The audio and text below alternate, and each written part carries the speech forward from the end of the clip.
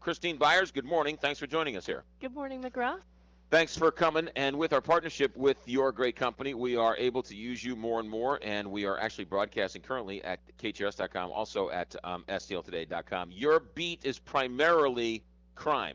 Correct. And we'll get to some of your crime stories. You have this story yesterday, but they let you out of your crime box, and you wrote about the Bosnian story the other day. Yes, they let me out of my cocoon, and I did work a weekend shift. So the main event going on, aside from weather that day, was the build-up to the soccer game last night.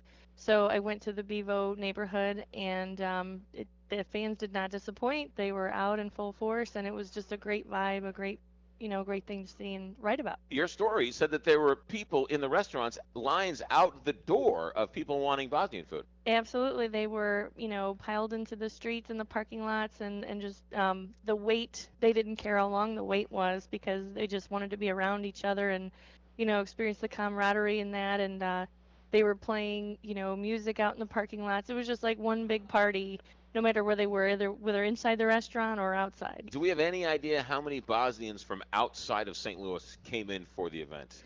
That's a great question. I don't have numbers, but just to put in perspective, at the restaurant I went to, they said normally on a Sunday they do about 150.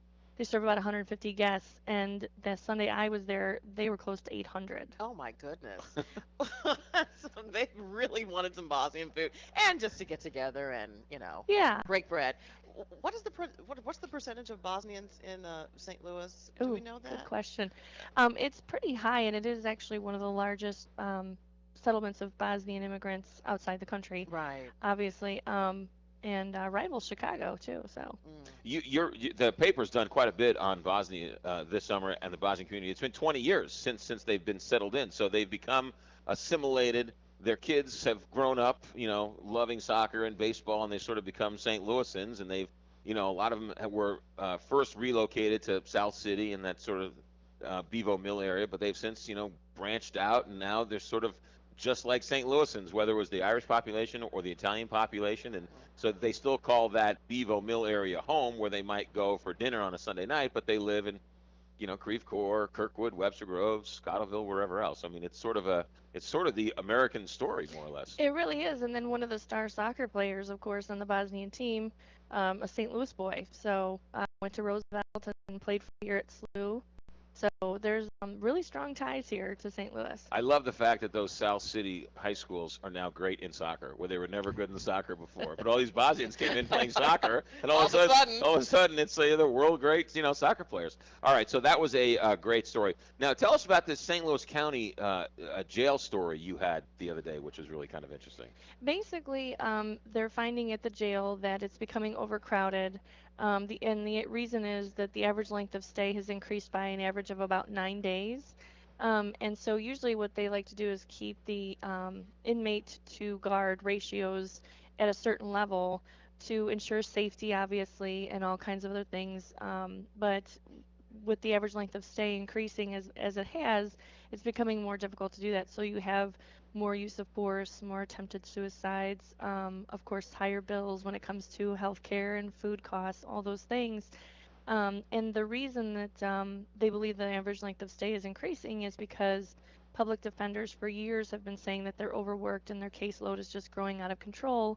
And so what the county is proposing to do to help with that problem is start paying private attorneys to do the work of the public defenders. And the initial proposal calls for $300,000 to pay the private attorneys to do this work, and they basically just want to see if that makes a dent in the caseload.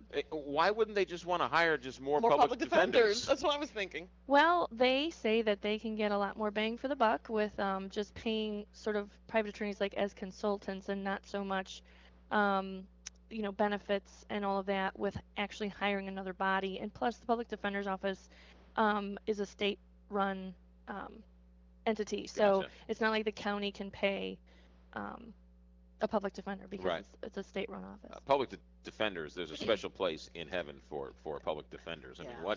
what type of tough job that is to come in with somebody who's indigent or can't afford a lawyer, and your goal is to defend them with a vigorous defense. I mean, that's a special type of human being who can do And that. getting paid And getting next paid. to nothing. Right. And then being yelled at by the community. How dare you defend Right. that person's right?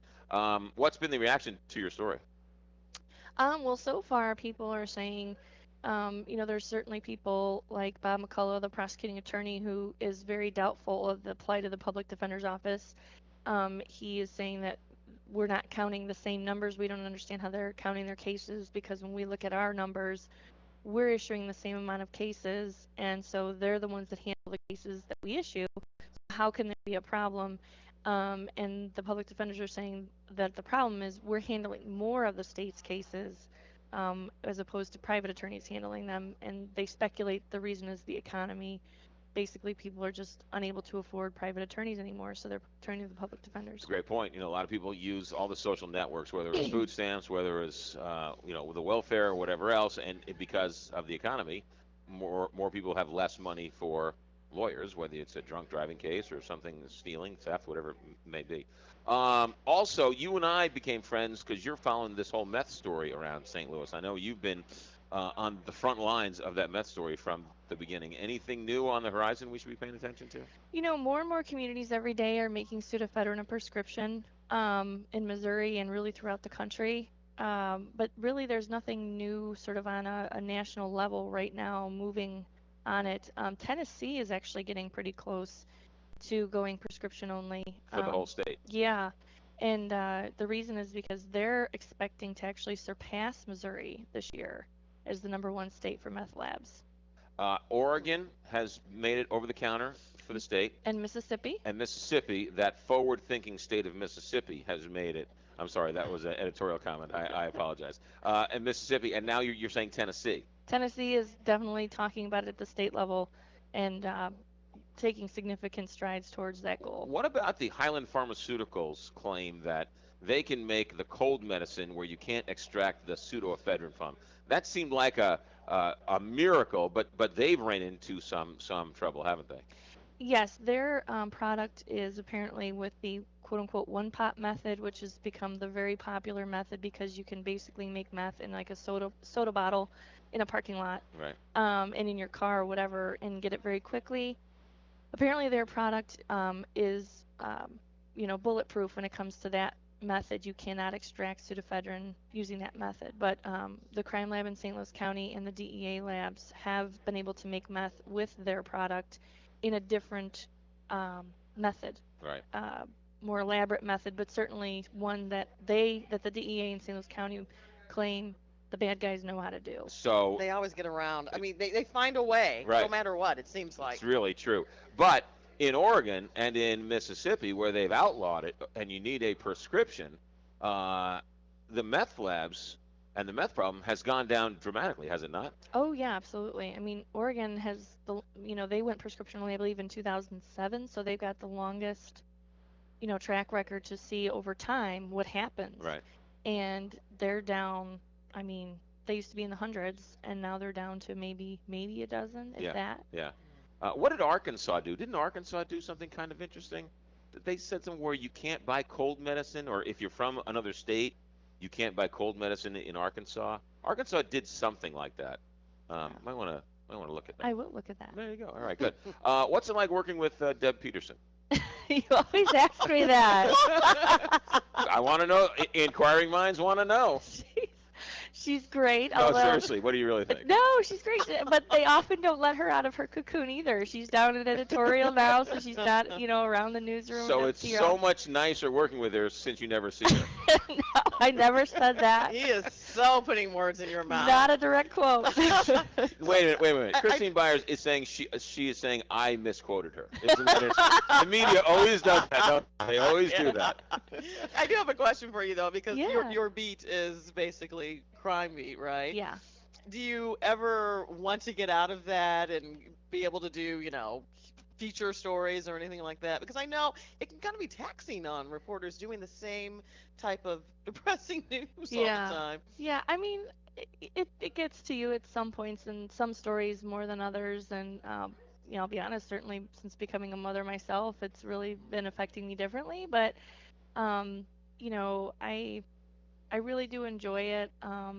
Oddly enough, I really it's interesting to see the behind the scenes when you have a horrible situation going on, and it's interesting to see how people come together and try to make the best out of a situation. So that's kind of what keeps me going. But I do like the occasional feature, yeah, like the Bosnian fans and stuff. It Mm. was no pressure.